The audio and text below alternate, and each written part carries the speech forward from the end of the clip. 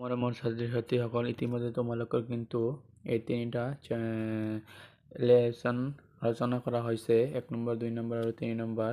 তো অলপ ভুল হৈছে মানে অসমীয়া লিপিৰ পৰিচয় বুলি মই দিছোঁ কিন্তু একচুয়ালি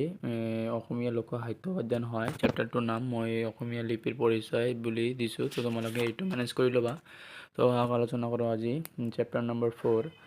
লোককথা পুৰাকথা বা অধিকথা বা জনশ্ৰুতি বা কিংবদন্তি সাধুকথা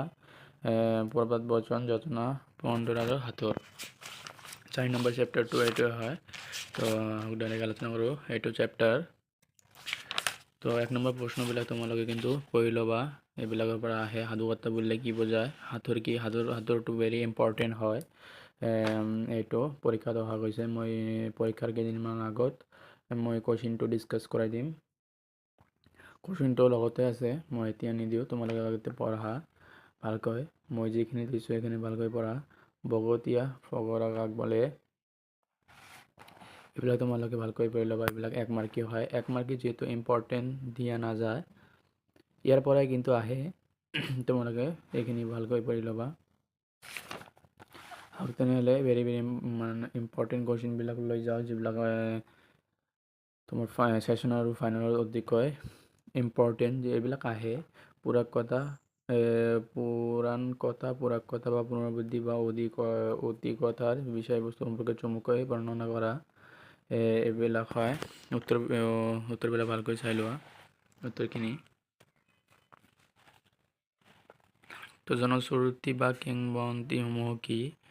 এইটো সৰু হয় তোমালোকে চাই ল'বা ইম্পৰ্টেণ্ট হয় এইখিনিয়ে আৰু ভেৰি ইম্পৰ্টেণ্ট কথা হ'ল লোকসাহিত্য সাধুকথাৰ গুৰুত্ব চমুকৈ ব্যাখ্যা কৰা এইটো ইম্পৰ্টেণ্ট হয় তোমালোকে চাই ল'বা স্পষ্টকৈ আন্ডাৰলাইন কৰাও আছে তোমালোকে চাই ল'বা এইবিলাক পৰীক্ষাত অহাৰ অতিকৈ সম্ভাৱনা আছে আৰু নাই আৰু এটা ইম্পৰ্টেণ্ট আছে ডাকৰ বচন কি অসমীয়া জনজীৱনত ইয়াৰ প্ৰভাৱ সম্পৰ্কে চমুকৈ লিখা ডাকৰ বচনটো ইম্পৰ্টেণ্ট আছে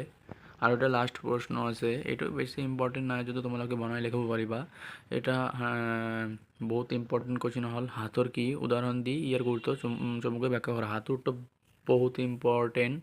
হাতৰ তো তোমালোকে ভালকৈ চাই ল'বা এইটো প্ৰশ্নকৈ তোমালোকে পঢ়িবা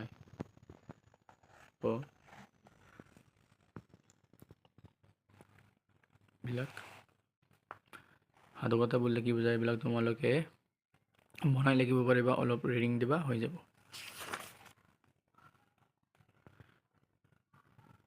ইম্পৰ্টেণ্টখিনি এইখিনি আছিল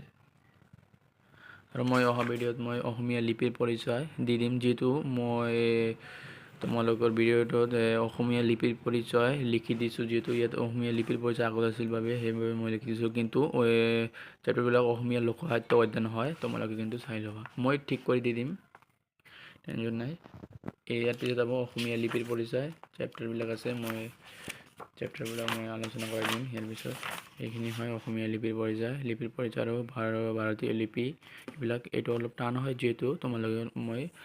ইম্পৰ্টেণ্ট প্ৰশ্নবিলাক মই দি দিম